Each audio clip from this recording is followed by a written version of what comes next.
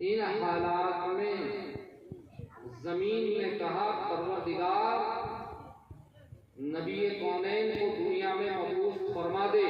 सुभान अल्लाह कह दीजिए। सुभान अल्लाह। आसमान ने कहा परवरदिगार तेरे आखिरी नबी को दुनिया में भेज दे। उनके अलावा किसी के बस का ही नहीं है कि जो इन हालात को दुरुस्त कर दे। जमीन ने कहा, आसमान ने कहा, चांद ने कहा, सूरज ने कहा, सितारों ने कहा, समंदर की तुगयानियों ने कहा परवरदिगार इस दुनिया का आलम ये हो गया है कि तेरे अंबिया ने जो नूरानी मशअलें और हिदायत के चिराग जलाए थे इस दुनिया ने अक्सर इसे फरामोश कर दिया है। ना आदम की आदमियत से इंसान फायदा उठाने को तैयार है, ना नूह की शुजाअत की दास्तान इंसान को सुनाने को तैयार है, ना हजरत इब्राहिम की खुल्लत से इंसान फायदा उठाने को तैयार है, ना हजरत इब्राहिम हजरत इस्माइल के सब्र इज़हार को अपनाने को तैयार है, ना हजरत ईसा अलैहिस्सलाम के जमाल से इंसान अपने आप को फायदा देने के लिए तैयार है। किसी भी रोशनी को ये अपनाने को तैयार नहीं। परवरदिगार अब इस दुनिया को अगर कोई अच्छा कर सकता है, सुंदर बना सकता है, इस दुनिया के हालात अगर कोई बदल सकता है तो तेरा महबूब ही बदल सकता है। तेरा आखिरी नबी मोहम्मद रसूलुल्लाह सल्लल्लाहु अलैहि वसल्लम ही बदल सकते हैं। तो जमीन को कैसे पता? पूछने वाले ने पूछा, हम भी पूछते हैं, जमीन बता तुझे कैसे पता था कि अब आएंगे तो आखिरी नबी ही आएंगे। ए आसमान बता अब आएंगे तो आखिरी नबी आएंगे। ए हवा तू बता तूने दुआ की खुदा की बारगाह में, तुझे कैसे पता था?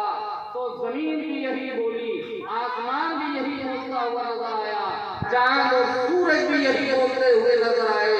दुनिया का जर्रा जर्रा, दुनिया के पहाड़ समंदर की तुगयानी, चरिंदों की चहचहाहट एक जुबान बोल रही थी। वो जुबान ये थी कि हाँ हमें मालूम है कि इस कायनात में नबी दो जहां ही आएंगे। कहा कैसे मालूम? कहा तुम्हें नहीं मालूम, आदम आए थे, आदम की उम्मत थी, आदम की उम्मत पढ़ती थी कलमा ला इलाहा इल्लल्लाह आदम सफीउल्लाह। हमने आदम से पूछा, आदम बताओ तुम क्या करते हो? तो आदम कहते थे मैं पढ़ता हूँ कलमा ला इलाहा इल्लल्लाह मुहम्मद रसूलुल्लाह। इसलिए कि हमको उनके आने की खबर देने के लिए आए हैं। मूसा आए थे, मूसा की उम्मत थी, मूसा अलैहिस्सलाम का कलमा था ला इलाहा इल्लल्लाह मूसा कलीमुल्लाह। लेकिन मूसा की उम्मत मूसा का कलमा पढ़ती थी, लेकिन मूसा अलैहिस्सलाम पढ़ते थे ला इलाहा इल्लल्लाह मुहम्मद रसूलुल्लाह। तो हमें पता चला हजरत आदम से लेके हजरत मूसा तक और हजरत मूसा से लेके हजरत ईसा तक हमने देखा है कि इब्राहिम की उम्मत पढ़ रही है ला इलाहा इल्लल्लाह इब्राहिम खलीलुल्लाह, लेकिन इब्राहिम पढ़ रहे हैं ला इलाहा इल्लल्लाह मुहम्मद रसूलुल्लाह। हमने देखा है कि ईसा की उम्मत पढ़ रही है ला इलाहा इल्लल्लाह ईसा रूहुल्लाह, लेकिन ईसा पढ़ रहे हैं ला इलाहा इल्लल्लाह मुहम्मद रसूलुल्लाह। तो जितने अंबिया आए सब नबी के आने की खबर ही को लेके गए और जमाने के हालात खराब हुए तो दुनिया ने दुआ करना शुरू की। लंबा जमाना गुजर गया जहां तारीख में डूब चुका और बड़ी मुद्दत के बाद जब दुआ कबूल होती है, चाहे मेरी हो के आपकी हो, और जब नबी आए हैं तो उस दिन जमीन की भी दुआ कबूल हुई है, आसमान की भी दुआ कबूल हुई है, सितारों ने जो दुआ मांगी है वो दुआएं कबूल हुई है, चरिंदों परिंदों की दुआएं कबूल हुई है, समंदर की तुगयानों की दुआ कबूल हुई है, कायनात के जर्रे जर्रे की दुआ कबूल हुई है। और जब नबी आए तो सब पढ़ने लगे सल्लल्लाहु अलैहि वसल्लम।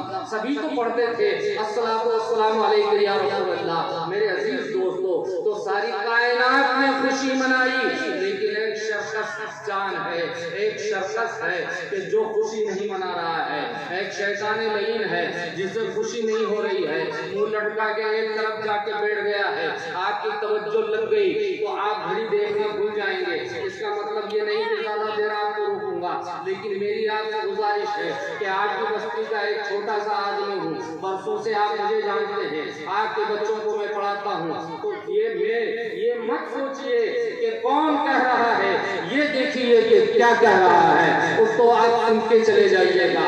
मेरे अजीज दोस्तों बुजुर्गों, सबकी दुआ कबूल हो गई, सब खुशी मना रहे हैं, लेकिन शैतान लईन का मुंह लटक गया, बैठा हुआ, चेलों ने उदास देखा, परेशान देखा, पूछने लगे इतना परेशान कभी नहीं देखा, इतना जो हैरान कभी नहीं देखा, क्यों इतना हैरान है, क्यों इतना परेशान है, क्या हो गया? कहा एक बच्चा पैदा हो गया। कहा बच्चे के पैदा होने पर इतना गमगीन, बच्चे के पैदा होने पर इतना परेशान, लाओ बताओ पता, हम जाएं, हम हमारी शैतानी मकड़ जाल में, जैसे कितने ही बच्चों को हमने पहले भी गौर कर दिया है, बच्चा ही तो पैदा हुआ है, हम उसे अपनी शैतानी चालों में फंसा लेंगे, अपनी शैतानी जालों में फंसा लेंगे। आखिर क्यों इतना परेशान है, जरा पता बताओ। उसने कहा नादानो, आज तक दुनिया में जो भी आया है उसके जाने के बाद मैं वहां पहुंचा हूं और उसको खूनी पंजा मारता हूं, वो रोता है, लेकिन आज तक मेरी भी हालत यह है कि मैं वहां पहुंच ही नहीं पाया। उसके दुनिया में आने से पहले ही मुझे जंजीरों में जकड़ के पहाड़ों में टांग दिया गया, पैदा होने के बाद तो मुझे छोड़ा गया है, अभी तो बदन कर रहा है, अभी तो छूट के आया हूँ, उसे नहीं मारा जा सकता, उसे नहीं मिटाया जा सकता, उसे निस्तो नाबूद नहीं किया जा सकता। शैतानी चेले कहने लगे बात बड़ी परेशान है, क्या हमारे शैतान का दिमाग फिर गया है? एक तरफ कहता है कि अभी बच्चा पैदा हुआ है और शैतान बोल रहा है कि नहीं मारा जा सकता, इसलिए कि मैं बरसों से मारने की कोशिश कर रहा हूँ। तो चेले भी परेशान, एक तरफ कहता है अभी पैदा हुआ, दूसरी तरफ कहता है बरसों से मारने की कोशिश कर रहा हूँ। तो जब सब पूछा गया, ऐ शैतानी सरदार, दो बातें तेरी अलग अलग है, एक तरफ कहता है बच्चा अभी पैदा हुआ, दूसरी तरफ कहता है बरसों से मारने की कोशिश कर रहा हूँ, तुम नहीं समझोगे, ये इंसानी लिबास में बच्चा आज आया है, लेकिन इस बच्चे की हकीकत नूर है, तुम्हें नहीं मालूम। आदम से लेके ईसा तक नस्लन बादा नस्लिन नबिया की पुष्ट में इसका नूर चलता रहा। जब इब्राहिम अलैहिस्सलाम की पुष्ट में पहुंचा, मैंने सल्तनत का ऐसा बाजार गरम किया, लोगों को ऐसा बरगलाया, एक ऐसा माहौल तैयार किया कि हजरत इब्राहिम खलीलुल्लाह को मैंने आग में डलवा दिया, लोग डाल नहीं पा रहे थे, तो मंजनी की सलाह देने वाला भी मैं हूँ, वहाँ आग में डलवाया, इस बुनियाद पर कि आग में जब इब्राहिम जलेंगे तो इब्राहिम की पुष्प में नूर मोहम्मदी भी जल जाएगा, लेकिन इसी बच्चे के नूर की बरकत है कि इब्राहिम सलामत निकल आए। ना वहाँ कुछ हो पाया, ना आज तक कुछ हो पाया है, इसे नहीं मिटाया जा सकता, इसको निस्तो नाबूद नहीं किया जा सकता, इसे हलाकत और तबाही के पैरामीटर पे नहीं डाला जा सकता, कोई सूरत नहीं है इसे मिटाने की। हज़रात गिरामी, जरा सोचो, ईद मिलादुन नबी का कैसा मुकद्दस दिन है कि उस दिन तो शैतान भी सच बोलने पे मजबूर है, उस दिन तो शैतान भी सच झूठ नहीं बोल पा रहा है। और भी मौके हैं जहाँ शैतान ने सच बोला है, लेकिन बात कबील हो जाएगी इसलिए उधर नहीं जाऊंगा, वरना सरसरी निगाह से एक जुमले में सुन लो कि जब हजरत इस्माइल को लेके इब्राहिम अलैहिस्सलाम जा रहे थे कुर्बानी देने के लिए, वहाँ भी सच बोल रहा था। एक मौका और है कि जब खजूरों की रखवाली के लिए हजरत अबू हुरैरा को मुतय्यन किया था मेरे आका ने, वहाँ भी जब चोर बन के शैतान आया था, तो जब आखिरी बार गया है तो कुछ बता के गया था, वहाँ भी सच बोल रहा था। कहने का मतलब यह है कि जब शैतान की शिकंजे में फंसता है, बाज मौके ऐसे आते हैं कि वहाँ भी शैतान के पास झूठ बोलने की गुंजाइश नहीं रहती। मैं आपको कहना चाहता हूँ, एक बात दो बात और बता के अपनी बात खत्म करूंगा। नबी कौनैन की विलादत हुई है, हज़रात गिरामी कायनात खुशियाँ मना रही है, और कुर्बान जाओ ऐसी जगह विलायत हुई है कि उस जगह को बदला ही नहीं जा सकता। आज मगरिब से चलो तो जमीन का बीच वहीं जहाँ मेरे आका की विलादत हुई है। मगरिब से चलो तो बीच वहीं जहाँ आका की विलादत हुई है। जुनूब से चलो के शुमाल से चलो, बीच वहीं जहाँ आका की विलादत हुई है। नबी कौनैन की विलादत हो गई है। हजरात गिरामी, हर तरफ खुशियाँ ही खुशियाँ हैं, हर तरफ खुशियाँ ही खुशियाँ हैं, हर तरफ सुरूर ही सुरूर है, हर तरफ उजाला ही उजाला है, हर तरफ रोशनी ही रोशनी है। मैं आपको कहना चाहता हूँ, आपने वाक़िया सुना है, वाक़िया सुनाना मकसद नहीं है, लेकिन उसमें एक दो पॉइंट मैं आपको देना चाहता हूँ। वो बात अब आप सुनते हुए चलिए। आपने सुना है बार बार कि अरब के अंदर ये दस्तूर था कि जो भी बच्चे पैदा होते थे उनके दाइयाँ आती थी और शहर से लेकर उन्हें कस्बों में चली जाती थी, देहातों में दूध पिला करके जब बड़े हो जाते थे तो वापस करती थी, वो इनामों इकराम मिलता था। आज भी वही हो रहा है। कुछ औरतें चली है कि चलो शहर मक्का में चले, बच्चे लेके आएंगे, बच्चे लेने के लिए औरतें आई है। हजरात, मक्के में वो औरतें दाखिल हो गई है, रईसों के बच्चे ले लिए हैं और बच्चों को लेकर के मक्का से निकलने लगी है। जब मक्का से निकलने लगी है तो उस वक्त एक खातून शहर मक्का में दाखिल हो रही है जिसे दाई हलीमा कहा जाता है। हजरात गिरामी, दाई हलीमा इसलिए पीछे रह गई कि उनकी सवारी कमजोर थी, बाकी औरतों के हमरा सवारी नहीं चल पाई है। हजरात गिरामी, अब कोई बच्चा मिलेगा कि नहीं मिलेगा, लेकिन दाखिल हुई। जब मालूम किया तो पता चला कि एक यतीम बच्चा है। वहाँ से इनाम इकराम की उम्मीद नहीं थी, सब औरतें छोड़ के चली गई। मैं इस मकाम पे कहता हूँ, उन औरतों ने नहीं छोड़ा है। नबी कौनैन की निगाह देख रही थी कि ये तो इनाम की लालच में आई है और इनके घरों में खाने की कमी नहीं है, लेकिन एक ऐसी औरत पीछे आ रही है जिसे दाई हलीमा कहा जाता है, जिसके घर में फाके चल रहे हैं, वहाँ खाने पीने की चीज मौजूद नहीं है, जिसके आंगन के दरख्त सूख चुके हैं, जिसकी बकरियों ने दूध देना बंद कर दिया है। इसलिए नबी कौनैन ने उनके साथ जाना पसंद ही नहीं किया।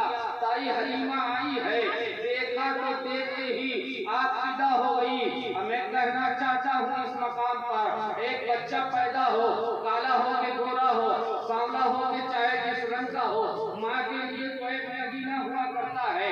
मैं इस मकाम पे आपकी तवज्जो दिलाना चाहता हूँ। नबी कौनैन की ज़ात गिरामी को देखो, महबूबे रब्बे गफ्फार की ज़ात को देखो, शफी रोज़े शुमार की शान को देखो। उनकी शान क्या है? एक आम बच्चा भी अगर खूबसूरत हो तो कोई भी उस पे फरेबता होता है, लेकिन नबी कौनैन हुस्न के 100 हिस्से में से एक हिस्सा अलग किया गया और एक हिस्सा अलग करने के बाद उसका 1/2 किया गया।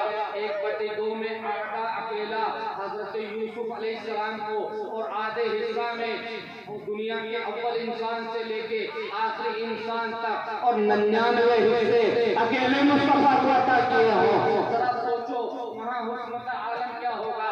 इससे अंदाजा लगाते चलो कि मेराज की रात है, जिब्रील अमीन को अल्लाह ने हुक्म दिया है, जाओ मेरे महबूब को लेके आओ।